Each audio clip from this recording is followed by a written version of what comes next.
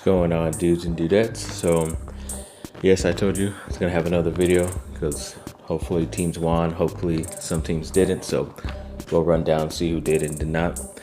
So USC basketball, they beat TCU, which was a pretty close game. It ended up coming down to a Nick Rakusevic tip-in that I hope you guys are seeing right now. But yeah, it's a pretty big win against a team in TCU that is on the rise a bit with their new coach and everything like that. So it was a good road victory for USC. I'm glad they got it. Hopefully it can continue going forward because they have some pretty much cupcakes coming up. So I think Long Beach State is the next one. So yes, hopefully they can keep it up.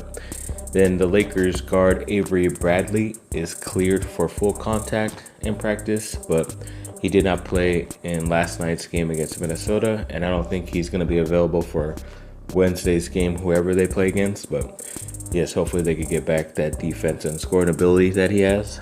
Then the Anaheim Ducks, Nick Ritchie, suffered an injury in their latest loss that I'm not going to talk about, but yes, he suffered an injury that's going to keep him out 6 to 10 weeks with a sprained knee, which obviously sucks, but as we all do, hope for the best, and hopefully he makes a speedy recovery as well. Then the college football playoff was set after a pretty awesome weekend of overtime games and conference championship games that I really enjoyed. It was great to see a lot of those things happening, but the Final Four is set, so LSU will be playing against Oklahoma. It's a pretty exciting game, but another game with some pretty high quality teams is number 2 versus number 3, which is Ohio State and Clemson. Clemson was last year's winner of this whole college football playoff. I'm really excited that Alabama lost twice this year, so they don't have a chance to get into this Final Four to win a championship. So obviously I'm thrilled about that they won't have the opportunity to keep their dynasty going, and hopefully it's a little bit downhill from here and they could let us win that game next year when USC plays Alabama, but I'm pretty sure they won't let us.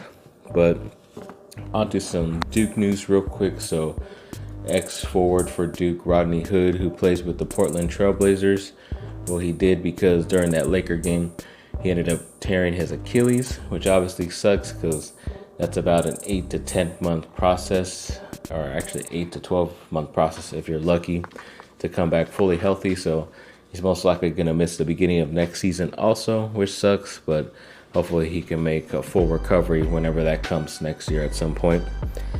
Then going on to Duke's game that I mentioned that we're having on Friday. So yes, it was one of their first conference games against Virginia Tech in the ACC, and luckily they were able to get the victory 77 to 63, which is kind of surprising because they haven't won at Virginia Tech in a very long time. So very glad they're able to get this W and not get upset again. So very happy to see that. And to another surprising stat was that Cassius Stanley, the player I mentioned in the last game that they played, the last video, that he was injured, actually came back after a 1-game absence, which was pretty insane. I thought he was going to be out for at least another 2 weeks, but surprisingly was able to start in the last game. Obviously didn't watch the highlights, so hopefully able to check out how he was. But yeah, it's great to have him back at least. Hopefully he was effective, and either way they still came out with a victory, which is all that matters, so I'm happy about that.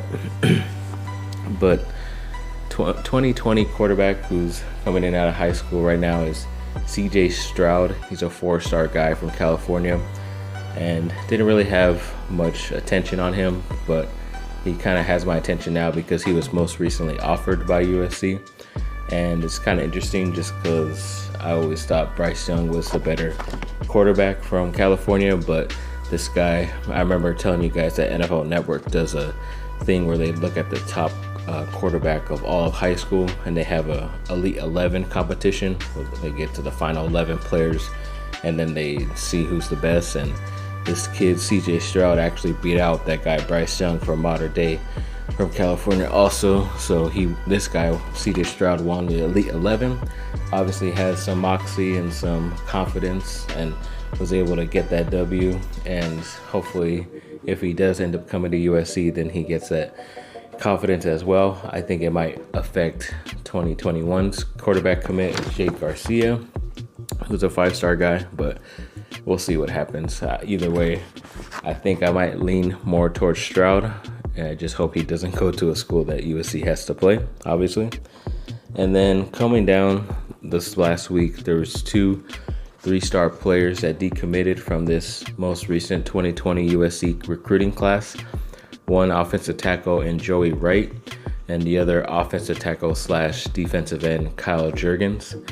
Either way, to me, it's not a sign of anything bad, as everybody is saying, just because the USC is deciding to keep Coach Helton.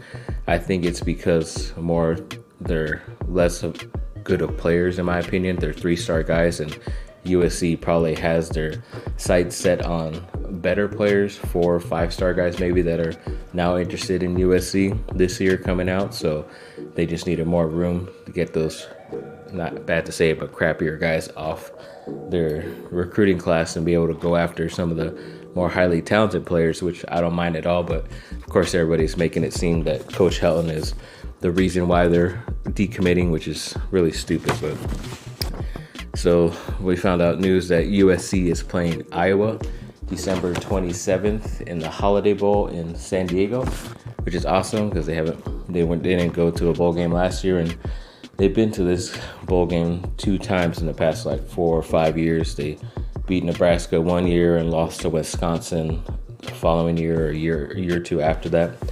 And they play Iowa, who's a pretty good team, more based as a running team. But Stanley, their quarterback, he's pretty solid thrower. So they'll definitely have their hands tied up, but hopefully they could get a convincing W so they could be ranked high next year. So when they eventually fall to Alabama, they won't fall that far, in my opinion. But on to some Lakers news. So the Lakers beat Portland 136-113.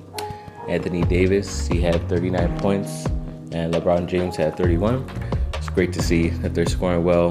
This was their most scored points of the season total so far, and it's great that they're able to get this victory out on the road, especially in Portland, because it's always tough. But Portland is down, and they obviously lost Hood, as I mentioned earlier, so obviously glad Lakers were able to pick it up.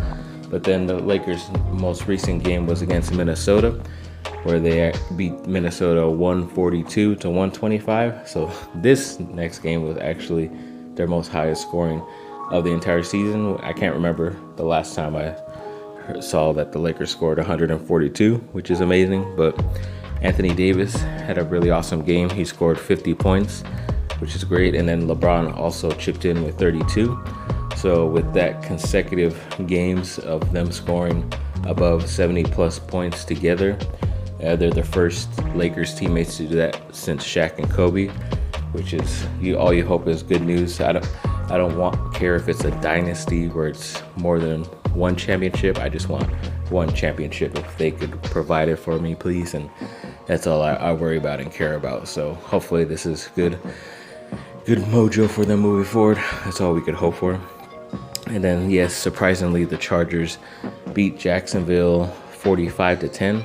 Surprising because of how much they won by, but Jacksonville struggling. They had the same record, 4-8, going into this game. Both teams that are underperforming, and Chargers got the best of them, and especially Austin Eckler. He had a career day, first Charger since, I believe his name is Lionel James, in 1985 to have 100 plus rushing yards and 100 plus receiving yards. So congrats to Austin Eckler. He's going to be a restricted free agent. I'd prefer them to bring him back compared to Melvin Gordon. That's just my opinion. But yeah, congrats to them. A lot of great highlights from what I saw in the game yesterday. So hopefully they're playing right now.